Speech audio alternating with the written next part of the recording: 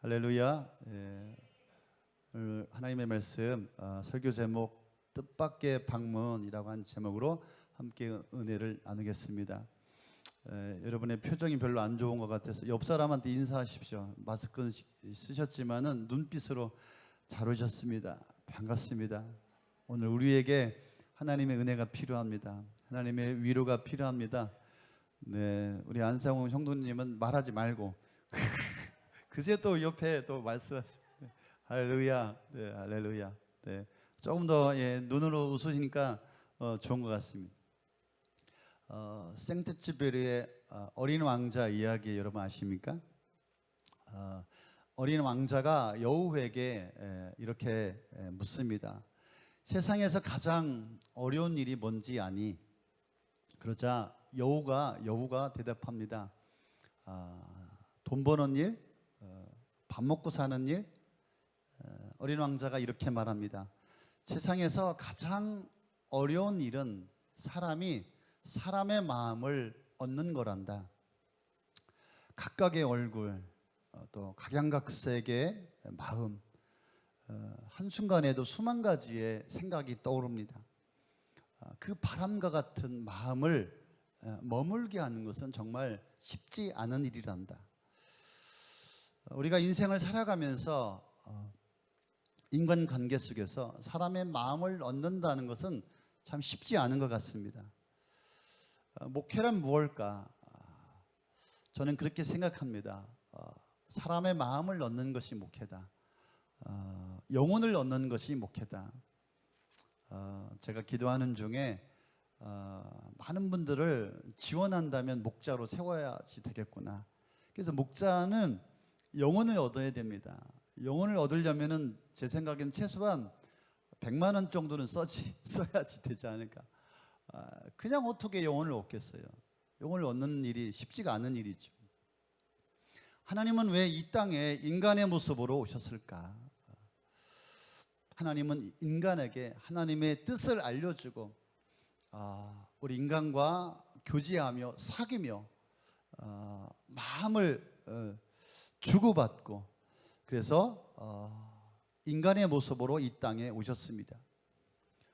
너희가 내 마음을 알아줬으면 좋겠다. 나도 너희들의 마음을 받기를 원한다. 이렇게 말해주려고 예수님이 인간의 몸으로 이 땅에 오셨습니다. 인간이 가장 슬픈 것은 외로움일 것입니다. 아무도 내 곁에 없다는 것이죠. 아니 집에 남편도 있고 아내도 있는데 외롭다는 거예요.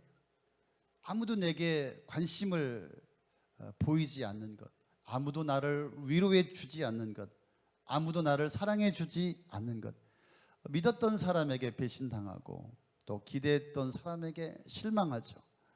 인생의 무대에서 혼자라는 거죠. 나는 어쩌면 인생의 엑스트라가 아닐까. 그런데 하나님은 그런 인간의 외로움을 아시고 직접 우리를 찾아오셨습니다. 내가 너와 함께 하겠다. 아무것도 아닌 존재가 아니다. 너는 귀하고 존귀하고 보배롭다. 관심받고 사랑받아야 할 마땅한 존재이다. 보아라, 동정녀가 잉태여 아들을 낳을 것이니 그 이름을 임마누엘이라. 번역하면 뭐죠? 하나님이 우리와 함께 계시다. 하나님은 우리와 언제나 함께 하기 원하십니다. 이 땅에 찾아오신 것은 함께 하신다는 것은 우리의 마음을 열라라고 하는 것이죠. 그래서 주님과 함께 하자. 이것이 이 땅에 오신 주님의 목적이고 우리를 초청해 주시는 것이죠. 지난 3년 동안 가만히 생각해 보니까 벌써 코로나가 3년이나 되었더라고요. 어렵고 힘든 시간들을 보냈습니다. 그래서 저는 내년에는 조금 더 나아지지 않을까 또 기대와 좋은 소식을 기대하고 있는데 뉴스를 보면 계속해서 언론에서 건국 이래 성장 수지가 최저다. 경제가 더 어렵다. 기업은 인원을 감축하고 희망퇴직, 빨리 퇴직을 해라. 그래서 불경기가 계속 지속되고 내일을 알 수 없다. 그래서 우리는 어쩌면 걱정하고 불안하고 염려할 수밖에 없는 것 같습니다. 그런데 우리가 한 가지 꼭 기억해야 할 것입니다. 세상이 아무리 힘들고 어렵다 할지라도 우리와 하나님이 함께 계시면 되는 것입니다. 하나님이 우리와 동행하시면 되는 것입니다. 이 설교가 옳은지 틀린지 잘 모르겠습니다. 저는 이런 생각을 해봤어요. 제 생각이니까. 많은 믿지 않는 분들이, 하나님을 안 믿는 분들이 하나님은 존재하지 않는다, 하나님은 안 계신다, 인생 살다가 죽으면 끝이지. 그래서 저는 조용히 생각해 봅니다. 아니, 하나님은 안 계셔도 계셔야 된다.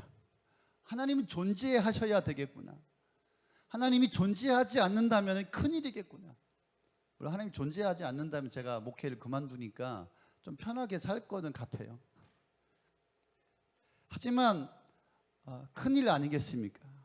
하나님이 안 계시다면 인간의 절망, 인간의 고통, 인간의 슬픔, 인간의 외로움, 인간의 죄, 인간의 죽음, 인간의 모든 문제를 해결할 길이 없습니다.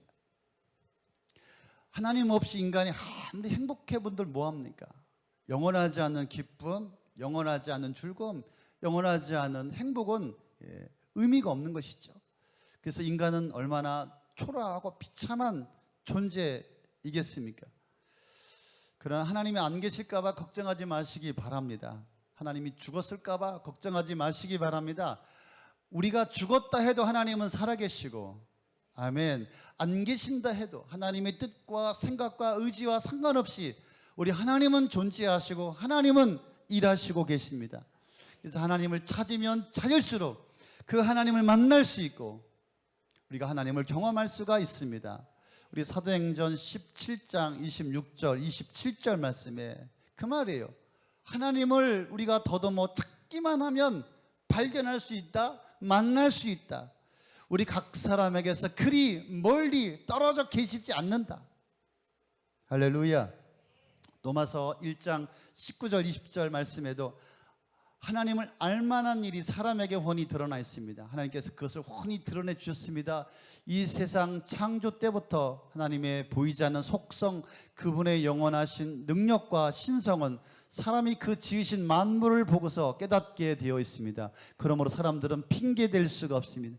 하나님이 살아계신 것을 모든 만물에게 보여 알려주셨다. 그래서 사람들이 하나님이 없다라고 핑계할 수 없다. 알만한 모든 것들을 인간들에게 알려주셨다.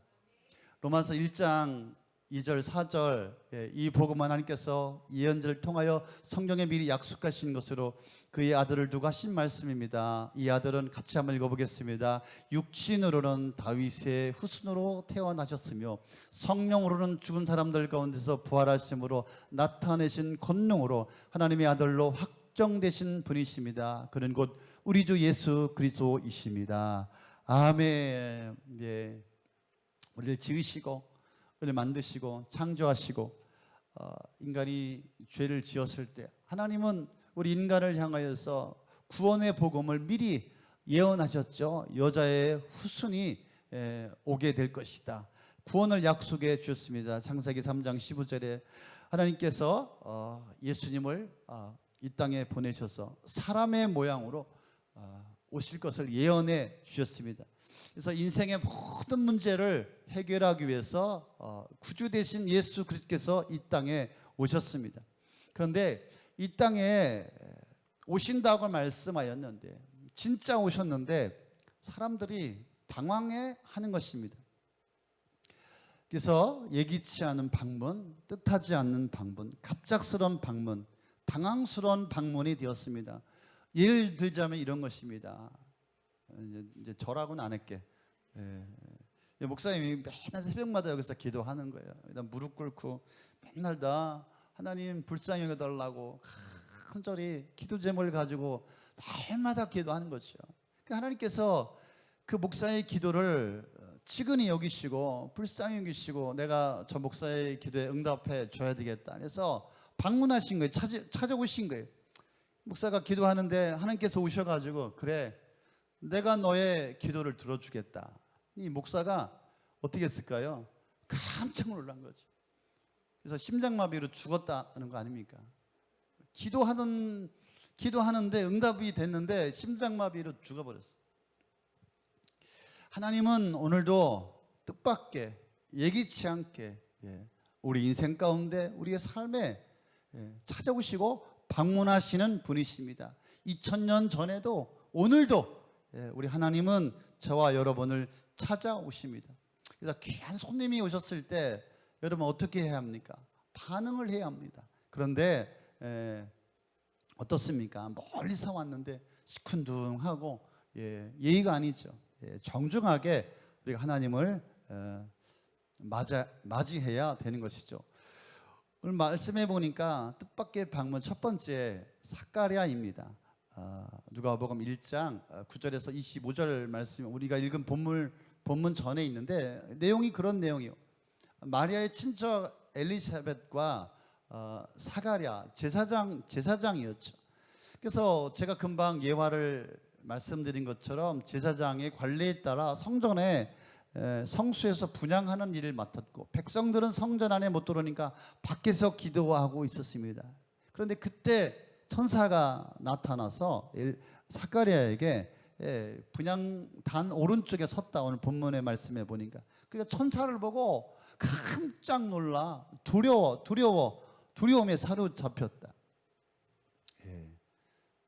그래서 사가랴에게 두려워하지 말아라. 내 기도를 주님이 들어주셨다. 내 아내 엘리사벳이 너에게 아들을 낳아줄 것이니 그 이름을 요한이라고 하여라. 그 아들이 내게 기쁨과 즐거움이 되고 많은 사람이 그 출생을 기뻐할 것이다. 많은 사람을 주께로 돌아오게 할 것이다. 누가복음 1장 17절 말씀해 보니까 그는 누구죠? 세례 요한이죠. 엘리야의 심령과 능력을 가지고 주님보다 앞서 와서 부모의 마음을 자녀에게로 돌아오게 하고 거역하는 자들을 의인의 지혜의 길로 돌아서게 하고 주님을 맞이할 준비가 된 백성을 마련할 것이다. 아멘. 사가랴에게 천사가 찾아와서 이렇게 말해준 것은 얼마나 큰 특별한 혜택이요, 은혜요, 축복이 아닌지 모릅니다. 아니 사가랴의 아들 세례 요한이 세례 요한을 통하여서 주님께로 돌아올 수많은 영혼이 있을 것이다. 주님의 오실 길을 예비하게 될 것이고 이 세례 요한을 통하여서 많은 사람들이 기쁨이 될 것이다. 이게 얼마나 축복입니까? 은혜입니까? 그런데 누가복음 1장 18절 사가랴가 천사에게 말합니다. 어떻게 그것을 알겠습니까? 나는 늙은 사람이요 내 아내도 나이가 많으니 말입니다. 어이가 없습니다. 참 어떻게 알겠냐고 반문합니다. 황당합니다. 물론 이 제사장 사가랴는 자식이 없어서 평생 동안 고통이 있었습니다. 이스라엘 백성들에게 자식이 없다, 무자라고 하는 것은 하나님 앞에 축복을 받지 못했다라고 하는 증거로 보았습니다. 자신이 너무 늙어서 자식을 위해서 기도할 그런 힘조차 이제 포기해 버리고 말았습니다. 천사의 방문에 아들이 있을 것이다, 이 예언을 받았는데 어떤 면에서는 성전에서 제사장으로서 충실한 그런 삶을 살았기에 예기치 못한 뜻밖의 이런 방문이 있게 되었죠. 그런데 천사의 그런 소식에 어리둥절합니다. 그것을 어떻게 알겠냐고. 제사장은 메시아가 오신다는 말에는 귀담아 듣지도 않습니다. 자신에게 어떻게 자식이 생길 건가, 아버지로서의 능력이 있을 것인 거에만 관심이 있고 그것도 의심하며 그것을 어떻게 알겠습니까? 나는 늙은 사람이요 내 아내도 나이가 많으니 말입니다. 하나님의 약속보다는 자신의 나이를 내세웁니다. 하나님의 능력보다는 자신의 능력 없음에 주목하고 있습니다. 제사장이었습니다. 하나님을 믿는 사람이었습니다. 의인이었습니다. 그럼에도 불구하고 하나님의 약속을 의심합니다. 그래서 천사가 약속이 이루어질 때까지 벙어리가 될 것이다.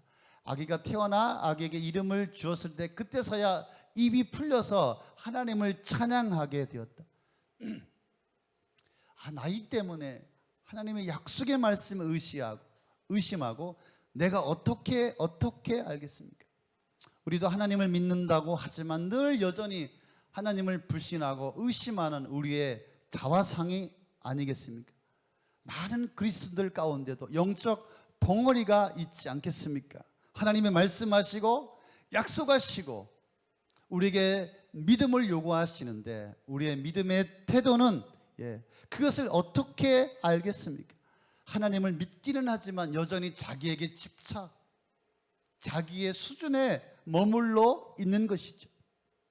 그래서 많은 그리스도인들이 자신의 상황과 인생의 한계, 벽을 넘지 못하고 믿음의 눈으로 바라보지 못하고 영적 벙어리의 모습으로 살아가고 있는 것은 아니겠습니까? 저는 나의 하나님이 살아계신지, 나의 하나님이 죽었는지, 그 하나님이 내 인생에 들어오시고 나를 주관하시고 나를 살리시고 나와 함께 하시는지 우리는 분명하게 말할 수 있어야 합니다. 그래서 로마서 10장 9절에 보니까 우리 한번 같이 읽어볼까요? 당신이 만일 예수는 주님이라고 입으로 고백하고 하나님께서 그를 죽은 사람들 가운데서 살리신 것을 마음으로 믿으면 구원을 얻을 것입니다. 그렇죠? 만일 예수는 나의 주라고 입으로 고백하셨지요. 하나님께서 그를 죽은 사람들 가운데 살리신 것을 마음으로 믿으며 구원을 얻을 것이다. 똑같은 이야기가 창세기 17장에 보면 나옵니다. 하나님께서 아브라함과 사라를 부르시죠. 그들은 믿음이 없었어요. 하나님이 살아계시다라고 그들은 인정하지 않았어요. 그런데 어느 날 하나님께서 아브라함과 사라를 부르시고 그들에게 약속하시고 말씀하시고 그들의 인생을 축복하죠. 그러고 창세기 17장 1절에 아브라함에게 너로 말미암아 여러 민족이 생길 것이고 너는 여러 민족의 조상이 될 것이다. 그래서 아브라함은 17장 17절에 웃습니다. 아니 내 나이에 자식이 생긴다고? 근데 하나님은 그들과 상관없이 약속을 이루십니다. 100세에 사라가 90세에 이삭을 태어나게 하죠. 고목나무에 생명의 꽃이 피고 그들의 인생에 자녀를 주죠. 이삭을 낳게 하시죠. 그래서 창세기 21장 6절에 가면 사라가 또 웃습니다. 혼자 사라가 말해야 돼. 하나님이 나에게 웃음을 주셨구나. 나와 같은 늙은이가 아들을 낳는다고 하면 듣는 사람마다 나처럼 웃지 않을 수가 없겠지. 듣는 사람마다 나처럼 웃지 않을 수가 없겠지. 우리 하나님은 우리를 웃기시는 분이십니다. 할렐루야. 그래서 인상 쓰지 말고 웃으시기 바랍니다. 우리를 웃게 하시는 분이십니다. 100세의 아들을 주시는 분이십니다. 아무것도 없는 그 속에서 예수님이 탄생하는 놀라운 분이십니다. 이미 구약에 예수님께서 오실 것을 아브라함을 통하여서 우리에게 말씀해 주신 것이죠. 그래서 인간의 기대, 인간의 한계, 인간의 능력, 인간의 힘이 다 사라졌을 때 생명을 주시는 하나님, 우리가 그 하나님을 믿었으면 좋겠습니다. 그래서 사가랴는 어떻게 알겠습니까? 우리는 불신앙을 버리고 우리 하나님은 초자연적인 분이십니다. 초자연적인 방문이 내 인생에 나의 삶에 일어날 수가 있습니다. 뜻밖의 예기치 않게 오늘 성령을 통하여 말씀을 통하여 오늘 우리에게 찾아오시고 오늘 우리에게 말씀하시고 오늘 우리에게 순종을 믿음을 요구하시는 것입니다. 그래서 우리는 이 말씀 앞에 우리가 믿음으로 반응해야 합니다. 두 번째 뜻밖의 방문 요셉이죠. 요셉은 마태복음 1장 18절부터 25절에 나오는데 잘 알죠. 요셉은 마리아와 정혼했습니다. 그런데 동거하기 전에 이 마리아가 임신한 거죠. 그래서 이 여자가 간음을 했구나 오해를 했습니다. 하지만 의롭고 경건한 사람이기 때문에 그 사실을 숨기고 조용히 정리하려고 했습니다. 처녀가 임신하면 그 당시에는 죽음을 당할 것이기 때문입니다. 그때 천사가 요셉에게 방문하죠. 찾아오죠. 마리아가 성령으로 잉태되었다. 이것을 알려줍니다. 천사는 아이의 이름을 구원자라고 하는 뜻의 예수라고 하는 이름을 지어주고 그 아이가 자기 백성을 그들의 죄에서 구원할 자 메시아임을 알려줍니다. 이스라엘 백성들이 그토록 기다리고 기다렸던 이사야가 예언했던 그분이 바로 예수님이라고 알려줍니다. 처녀가 잉태하여 아들을 낳을 것이고 그 아들의 이름이 우리와 함께 하신다. 하나님이 우리와 함께 하신다. 임마누엘이라고 하는 예언을 합니다. 그래서 요셉은 즉시 마리아를 자기 집으로 데려오고 아이가 태어날 때까지 동침하지 않고 하나님의 계시의 말씀에 순종합니다. 처녀가 잉태했다라고 하는 말도 이해가 안 됩니다. 하지만 요셉은 하나님의 초자연적인 능력의 하나님이심을 그가 믿었습니다. 그래서 하나님의 말씀대로 하였습니다. 그래서 우리 성도는 하나님의 뜻이면, 하나님이 말씀하시면 하나님이 이루시고 역사하시는 능력의 하나님이심을 우리가 믿어야 할 줄로 믿습니다. 그래서 그 말씀 앞에 순종하고 하나님의 성취를 우리가 볼 수 있는, 그래서 그런 일에 우리가 쓰임받아야 할 줄로 믿습니다. 세 번째 천사의 방문, 뜻밖의 방문, 마리아죠. 우리가 읽은 26절 38절 천사 가브리엘은 다윗의 자손 요셉과 정혼한 마리아와 마리아를 방문하죠. 그래서 메시아가 다윗의 후손으로 올 것이다, 처녀를 통해서 태어날 것이다, 그 예언의 성취를 위해서 천사는 갈릴리 나사렛 동네에 찾아갑니다. 그러니까 하나님의 말씀이 이루어지는 데는 어떤 장소나 환경이 문제가 되지 않는다라고 하는 것입니다. 천사 가브리엘은 마리아를 찾아와서 은혜를 입은 자여 평안을 빌며 인사를 합니다. 마리아는 굉장히 놀랐습니다. 두려웠습니다.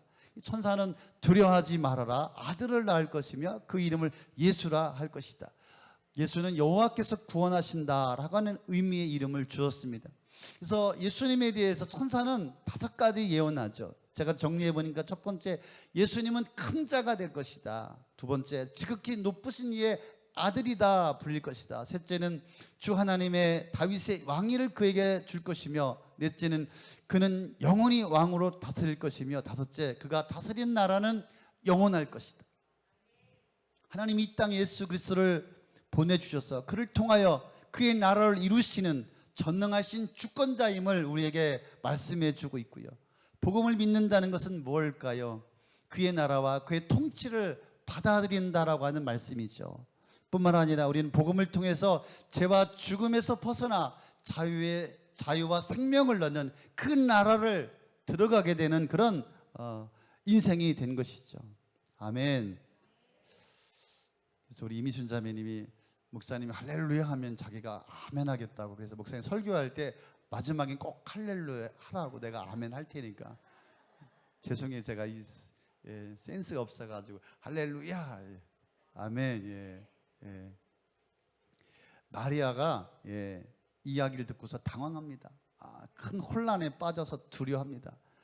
요셉과 결혼을 앞두고 있고 이스라엘 율법에 따르면은 약혼한 신랑이 신부에게 재정적인 보상을 하고 나면 정혼을 했더라도 부부의 관계로 여겼습니다. 재정적인 보상 후 1년 지나면 신랑은 신부를 집으로 데려와서 혼인 예식을 치렀습니다. 이미 사회적으로 요셉과 마리아는 부부의 관계였습니다. 그런데 임신을 하면 정혼자인 요셉에게 의심을 받게 되고 정혼자를 배반한 배은망덕한 여인으로 지탄받게 될 것이기 때문에 이런 상황 속에서 당황할 수밖에 없죠. 받아들이기가 쉽지가 않은 것이죠. 그러나 마리아는 사람들의 비난과 오해에도 불구하고 두려움 속에서도 결연히 순종하는 모습을 오늘 본문 말씀을 통해서 우리에게 말씀해 주고 있습니다. 자신은 말씀하시는 하나님을 자기 주인으로 고백하고 인정하고 그 하나님의 말씀을 받아들이고 하나님의 뜻에 굴복하게 되는 것이죠. 많은 사람들은 하나님의 말씀에 순종하지 못하는 이유를 자신의 처지와 상황을 내세웁니다. 바쁜 일상과 또 어려운 재정, 또 사람들 관계 속에서 치료해야 될 그런 상처와 피곤함 이런 것들을 핑계대며 봉사와 사역의 차이, 하나님의 부르심 앞에 우리는 주저하며 하나님의 음성을 저버릴 때가 얼마나 많은지 모릅니다. 그런데 마리아의 순종을 보면서 상황을 핑계대지 않는 이 겸손함, 이것을 우리가 오늘 배워야 할 줄로 믿습니다. 마리아는 질문합니다. 어떻게 남자와 관계를 가지지 않았는데 어떻게 아들을 낳느냐? 그러니까 인간의 이성으로서는 이해가 되지 않는 것이 당연합니다. 천사가 그렇게 말합니다. 35절에 성령이 그대에게 임하고 더 없는 높으신 분의 능력이 그대를 감쌀 것입니다. 더 없는 능력이 그대를 감쌀 것입니다. 그리고 태어날 아기는 거룩한 분이요 하나님의 아들이라고 불릴 것이다. 성령의 능력으로 가능하다. 더 없는 높으신 분의 능력이 마리아를 감쌀 때 생명이 잉태되게 될 것이다. 37절에 하나님은 불가능한 일이 없다. 아멘. 하나님은 불가능한 일이 없었습니다. 그래서 마리아는 순간 이성과 믿음 둘 중에 하나를 선택해야만 했습니다.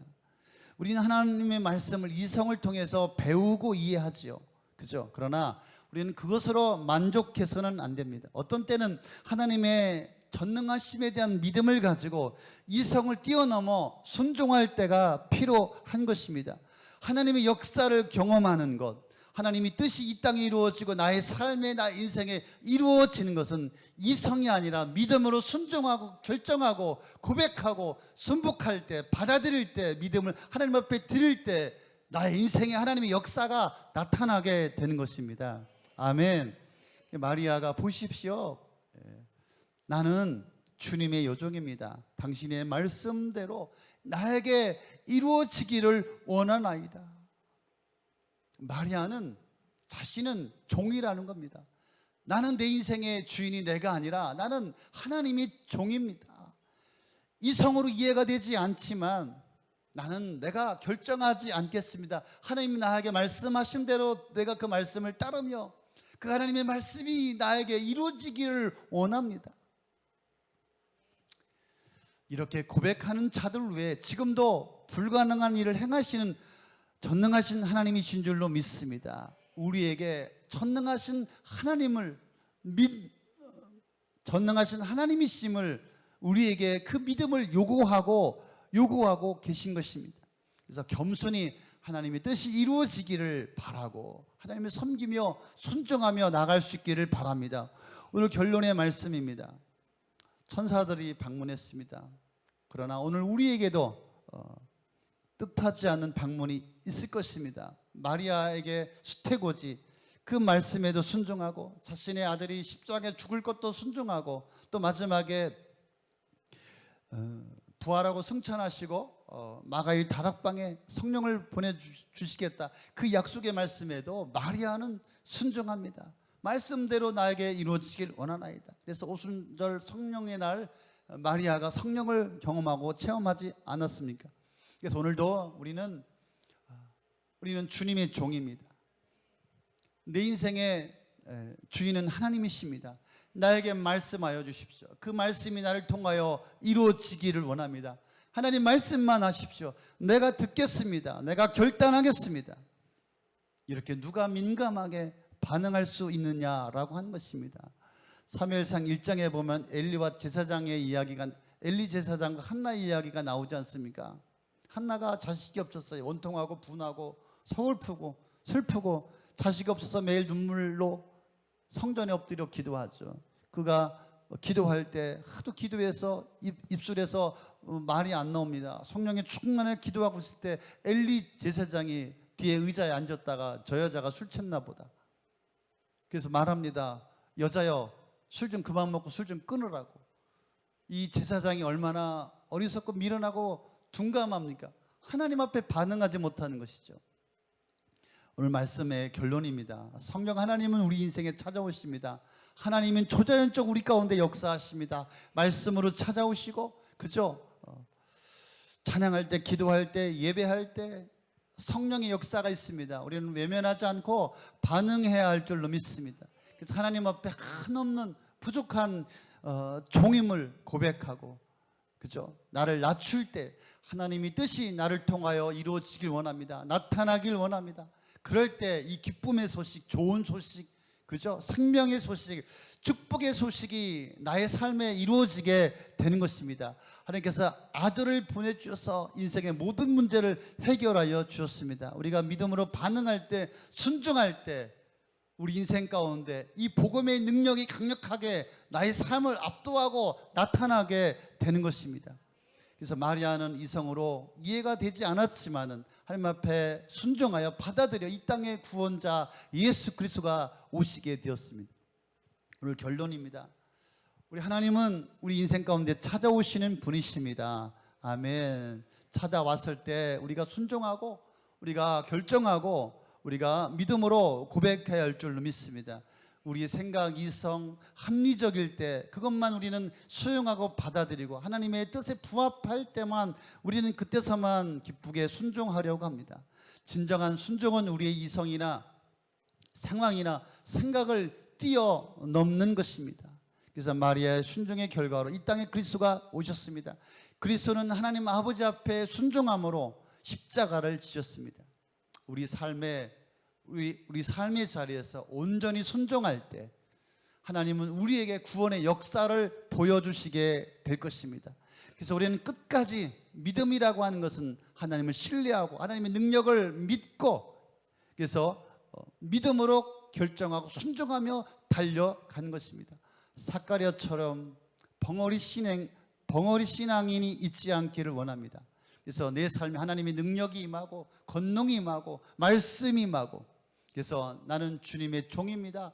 그 말씀대로 내 인생에 이루어지길 원합니다.